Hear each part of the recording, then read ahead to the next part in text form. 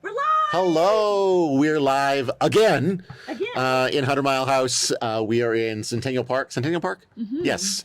And we are with Saturn, Kristen, and Lori. This has been too long a day. And you guys are now all from small town, big smiles. What is that all about? So, Small Town Big Smiles is a community initiative that I created in the fall of last year, and we're based around asset-based community development, or ABCD. Yeah. Ooh. And Can you elaborate on that? Yes, I can. I'm glad you asked.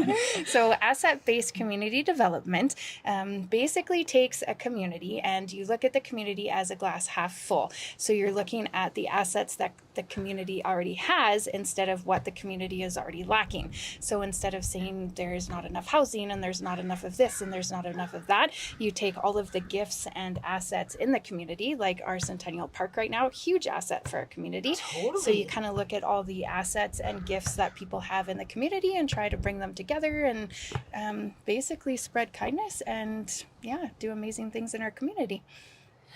And so I just want to know about the crossover between the Pride Society and what you do. How did you meet Saturn? Well, I work at the Canadian Mental Health Association South Caribou branch as the community engagement coordinator, and part of like a little side project in our branch is the Climate Mental Health Change Task Force.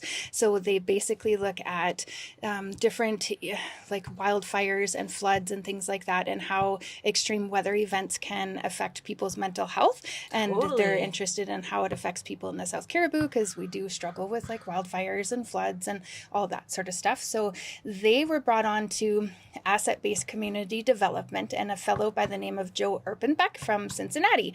And they know how much I love working in the community. And they came to me one day and they're like, hey, like we're just doing a lot of research on this asset-based community development, or ABCD, and we wanted to know if it's something that you kind of wanted to learn a little bit more about and maybe implement in the community. So I jumped at the opportunity and I was like, heck yeah, I do, because it just gives me another chance to kind of be in the community and do some amazing things. So I worked with Joe through video chat for probably a good 2.5 months or so, and then it was time to kind of finally take the group or create a group and kind of see what we could do. So I tried to think of all of the people that I've met throughout my job who are equally as community minded and love 100 Mile as much as I do. And of course, Saturn was one of them, because I know how much she loves 100 Mile and how community minded she is. And Lori as well. So Lori works with the White Cane Club here in 100 Mile House. And I work with Lori on the district's accessibility committee. So I was like, yeah, Lori, and I reached out to a bunch of people that I knew kind of throughout the community that love 100 Mile just as much as I do. And You're like the glue. Kind of, the glue of positivity. Totally. And you find other groups and communities that have their morals align with what you believe in. Is that kind of exactly right? Yeah. Cool. And it was just a group of people that I thought would kind of want to join me and kind of do things together. So I'm assuming generally you've had a pretty positive response with everyone. Such a positive response.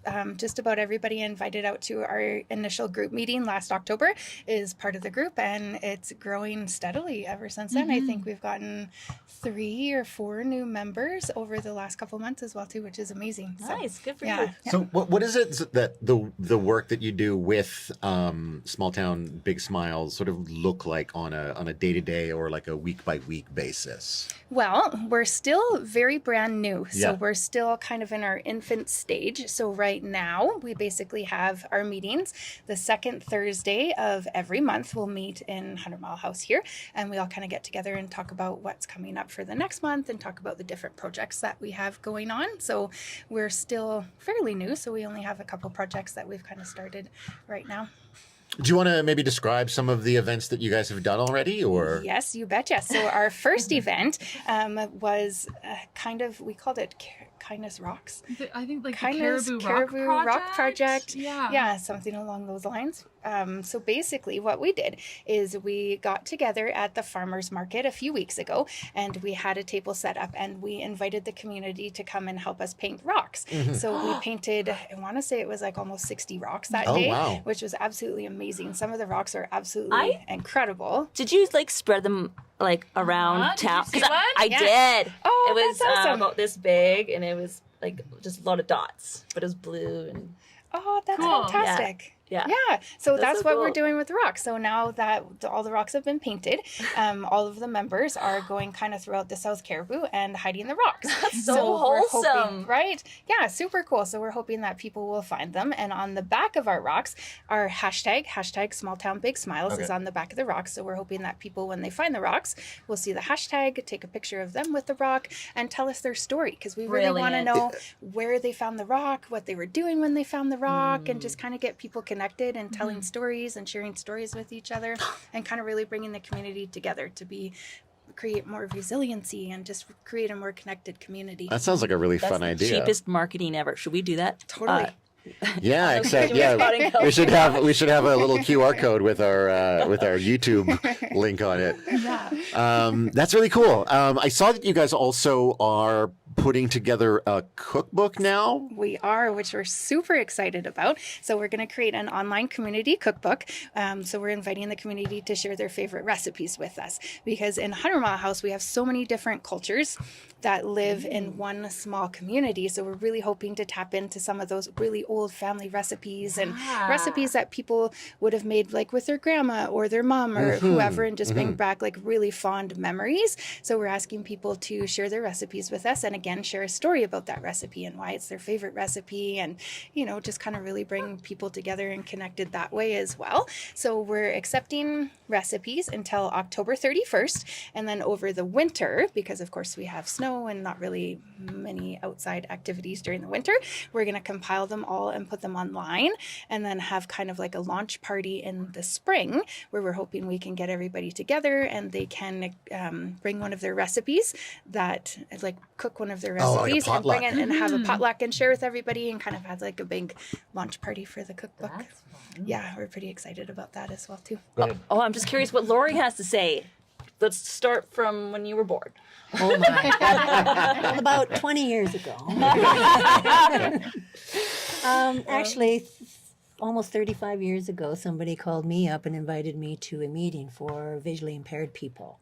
Okay. And I went to a meeting, and as I said, coming up this fall, 35 years later, I'm still involved. I'm one of the only founding member left.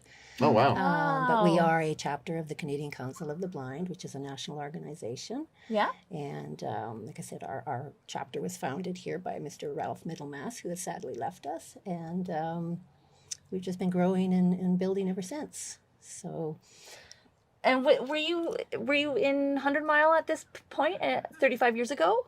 When yes. Yeah, yes, okay. Yes, I've been in 100. They hit me right away. I was 36 years I've been in 100 miles. I migrated here. well, you must love it. Yes, Yeah. I do. I Yeah. like small town. I think it's important for everybody to experience both types of living, country and city. That's fair. And I grew up in a rural setting, and I, Yeah. younger years, worked in Vancouver and that sort of thing. So I did experience, and then I knew what I wanted was country. So Nice. and so we came here. That's a common theme. We've been up in this area a few times now, and a lot of people came from the coast to enjoy like a more peaceful, like slower paced life out here. Yeah. Okay, Kristen too. Totally. Huh. It's hard to go back. I know. Even though when you leave, it's, I swear I'll be back every 3 months. So, what has your role been? What exactly do you do?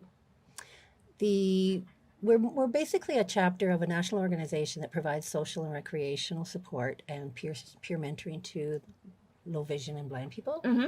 So, for example, if anybody in our community is experiencing some sort of vision loss, and it's a pretty scary journey. I can imagine. We're there to assist in any way we can, and we don't have all the answers, but we've been like I said, we're very well established in the community. We have received a ton of community support, or I don't think we would be here after all these years. I could see people needing counseling for A lot of that. I've spent a lot of hours on the phone and in person providing that. I'm not a certified counselor in any way. It's from lived experiences that you share your knowledge. and I think that could be made better. More valuable than most realize, I think. Yeah. You know, and it's not something that's just black or white. It's and it's a wide spectrum, the topic of vision loss, and it wasn't until more recent years that we discovered that you can't just say, I myself can say I was born with a genetic condition, so I've had low vision all my life. I've never been blind yet, and there's a big contrast between the two, and I'm slowly finding that out. So on one hand, you might think you're well experienced, even as a low vision person, that you have a lot of information to share with somebody that needs it. But again, if you haven't lived that next step, you can't really share it. And I'm a blind person in training right now. Well, good. I think you're doing pretty good at it. So, but during those years, I was able to. It's the Canadian Council of the Blind is it's very proud for us because it was founded in 1944 by blinded ward veterans. And it is an organization of the blind to be run by the blind. So it gives a lot of leadership opportunities as well. And for myself personally, I had a lot of growth through that experience. Although when I was first invited to a local meeting, I didn't know that I needed to go to that meeting. And yet 35 years later, I can say to you that I had spent 17 years on a provincial board of directors for the CCB. And I worked my way up to be the first national vice president at one point. Good And for then you. I came back down to realizing that my community really needed me the most. So you scaled it back and kind of worked with a smaller group at that point? Yeah, so in 2019, I gave up my positions on the provincial and national boards of directors, and I've just been focusing on the community here, our local chapter members, which I was still involved with. But then the COVID years hit, and that really set, as we all know, many people and organizations back. Yeah. So fortunately for my experience, I was able to write some grants during that time, and that saved us financially, and it helped us restructure and modernize because a lot of members are of age because of, vision loss comes with aging, naturally speaking. So whether you've had an accident or an illness or a genetic condition, quite often it's just because of aging. And there's all sorts of age-related type of vision loss. So a lot of the membership, depending on their age and their abilities, because we focus on abilities, not the one disability, and many people are able to do a lot of things. But we were left with a restructuring problem, and we didn't have enough leaders. And so I was, like I said, with my experience, I was able to help keep the chapter going. Nice. But one of our biggest accomplishments has been the last 10 years. We have, when Kristen talks about taking your community cup that's already half full, and to increase that, there's an organization in town called the Cedar Crest Society, and the White Cane Club was able to collaborate with the Cedar Crest Society almost 10 years ago, and we run the thrift store, the Cedar Crest Thrift Store, every Sunday. So our vision impaired members and our sighted supporting members work with us on a weekly basis, and that is our source of revenue. And it's coming up 10 years already, and it's given us financial independence. It's helped reduce strain on other supporting groups, such as our Lions, who are the Knights of the Blind, and our Legion, a fabulous supporter of the White Cane Club over the years. But because of our independence financially now, we're able to allow them to save their funds to give to another group that might need it more. Wow. Yeah, So how did you end up connecting with the small town Big Smiles folks? I was invited. Or coerced. And how did Kristen find you? I think, as she said, we were already on the District 100 Right. Miles Oh, right. District Accessibility Committee, which was mandated by our provincial government to be formed by September 2023. Another one of our members, Mike, he actually is the founder of the Caribou Brain Injury Association, and he's actually on the accessibility committee as well. So we all kind of knew each other from there. Right. And I know just from there how much Lori and Mike absolutely love the community as well. And then, of course, Saturn. Everybody in the community knows Saturn and that she's an amazing part of this community. So, yeah, it was just kind of natural to invite them all. And they all said yes to me, which was amazing. So I was very thankful for that. I'm thankful that there are accessibility programs. I'm a support worker, so I work with that's awesome. adults with disabilities. Oh, so that's a big fantastic. word for me. Yeah. You know, and so what sort of things do you look out for, like sidewalks that, you know, aren't wheelchair friendly, or like what's an example Pretty of? much. We've so far we have taken a trip down Birch Avenue, so just the primary part of Birch Avenue. I think it took us maybe like an hour. I think maybe even a little bit more than an hour Yeah. We were on our scheduled for an first hour. initial walk, and it was so mind-blowing to see things from a different perspective that you don't really see when you're rushing down Birch Avenue to try and go to the store or wherever. When you actually slow down and take a minute to walk the street, you actually find a lot of things. Well, I shouldn't say a lot of things, that makes it sound bad, but you find things Enough. that you see from a different set of eyes. So another one of our members of the accessibility committee, we borrowed a wheelchair from Red Cross, and we pushed him around in a wheelchair. And another one of our members, she's actually in a wheelchair as well. Her name is Alicia.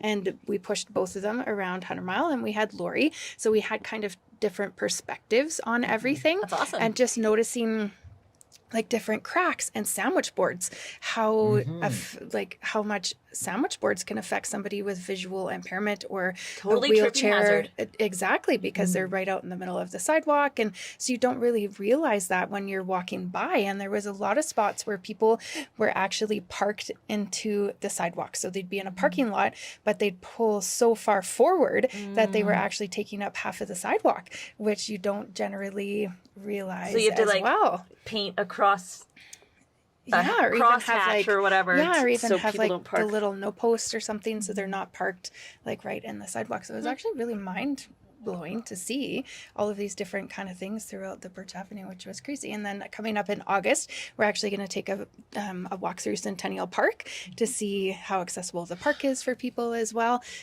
Yeah, so one of the things that we created as the accessibility committee is, I want to say it's that picnic table shelter over there. They actually installed a pathway. Yeah, you betcha. Oh, So they installed a pathway so somebody in a wheelchair or with mobility issues can wow. actually get to the picnic table. Very nice. Because before that, you couldn't get a wheelchair hard across to push grass, on and grass. it Yeah. was really hard. So because of the accessibility, we created that, which was really exciting. And yeah, so we're very looking forward to that as well too. It's awesome to be part of such an awesome group. But the table itself is wheelchair accessible as well, not just the path to Yeah. the table. Oh, wow. The Right. table has been Yeah, need a different height and everything. one Oh, side I has see. no bench. I see. Yeah. Oh, I'm yelling in the mic. Because you're excited. It's okay. I do get excited about accessibility. Yeah, it's pretty awesome to be a part of that. So it's a great Do you have program any as well. plans for, things that you want to do further down the road, or bigger projects, or anything of that nature? Or Well, with Small Town Big Smiles, we do have a clothing swap coming up on September 27th, Okay. which we're pretty excited about. So we're just in the planning phases of that. I think it's really important to have a clothing swap towards the end of September because school is kind of settled in, and it gives people a good chance to swap clothes because clothes are expensive nowadays. Oh, they and are, in yeah. Harmel House, we don't have a lot of shopping options. So it's tough for people to go out and buy clothes. But a lot of people, exactly, right, which is closed right now. So you can't even shop at Fields at the moment. So Yeah.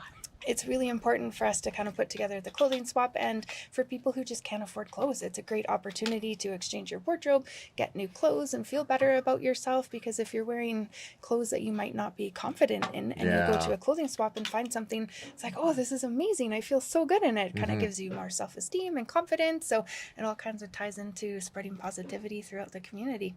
Talking about accessibility, like winter is going to be another, hurdle. So how are you going to make it more accessible in the winter? We're actually going to do a walk around town. We Yeah? were supposed to do it last winter, but it never happened. But we're hoping to have it for this winter to kind of walk around the sidewalks and see how accessible it is in the winter. I can speak from experience. Our sidewalks up here are generally absolutely amazing compared to what they were on the coast. Oh, yeah. Because Yeah. my family moved up here 5 years ago from Abbotsford, and the winters up here, like the roads are mostly fantastic during the winter. And we have a marsh around just over by the rec center that they keep plowed and sanded, so you can walk around the marsh all winter long. The park gets sanded and plowed as well, so you can still come to the park and enjoy it. They do an absolutely fantastic job here with that during the winter. Yeah. Are you still looking for more people for the Small Town Big Smiles? Yes, you betcha. If anybody wants to join our group, the more the merrier, because the more people you have together, the more ideas you have, and the more people you have to help out at events, and so definitely the more the merrier. We'd love to have people join our The whole group. community, right? The whole community is welcome to be. Yeah. What about people from out of 100 Mile, like 70 miles? South Caribou. We're totally open to anywhere in the South Caribou, which is amazing. Anywhere past Caribou, you're like, no. Well, if they wanted to, we wouldn't say no. We'd never turn anybody away. So But actually, at the farmers market that we were most recently at, we had a couple of boards up with the titles, "What's your best day in 100 Mile?" And a lot of folks, especially during the summertime on the weekends here, are visiting. And so a bunch of people will say, "Oh, I don't really live here. I don't know if I have like a best day, but actually, I've been coming here for 10 years or something. So maybe I do have some connections to 100 Mile." So actually there is quite a lot of recreational folks around. And when they started thinking about it, they were like, you know what? Actually, I totally have a memory in 100 Mile that I want to write on the board. So yeah. Interesting. And there's surrounding recreational areas. We include those in the 100 Mile, but yeah. Yeah. And even for us, the White Cane Club, 100 Mile House and District, blind and visually impaired White Cane Club, we have members from Williams Lake. Oh, wow. We Okay. include exactly. If we can help anybody, we do our best to do so. Close enough. And so if people do want to get connected, what's the best way to do that? Probably reach out to us on social media. So reach out to us anyways. Go follow our pages. Yeah. Small Town Big Smiles on Facebook and on Instagram, and kind of keep up with everything we have going on right now. Is there anything that we haven't talked about yet that you think is important that we touch on, or?